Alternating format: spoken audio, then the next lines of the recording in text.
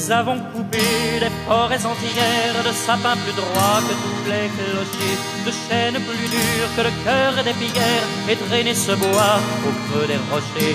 Nous avons taillé à coups d'herminette, et pendant 10 ans, jamais fatigué, la plus grande des grandes goélettes, qui n'eut jamais navigué.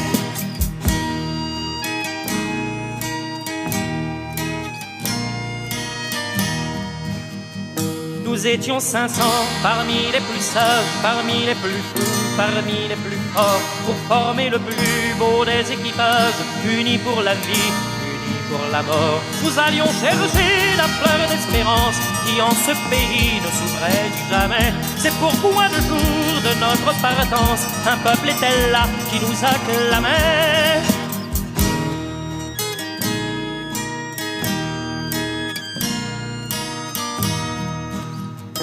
Nous avons forcé tous les vents contraires, tous les calmes plats et tous les courants sur notre bateau extraordinaire pour aller plus loin que les conquérants.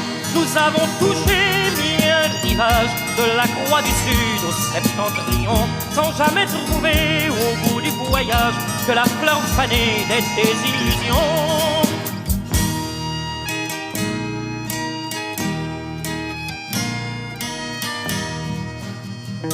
Nous avons visé beaucoup trop d'étoiles pour aller sombrer dans le fond des nuits. Notre goélette a toujours ses voiles et nous revenons vers notre pays. Nous avions laissé un peuple en délire qui croyait en nous, et nous retrouvons un pays désert où le vent déchire depuis bien longtemps de vieux pavillons.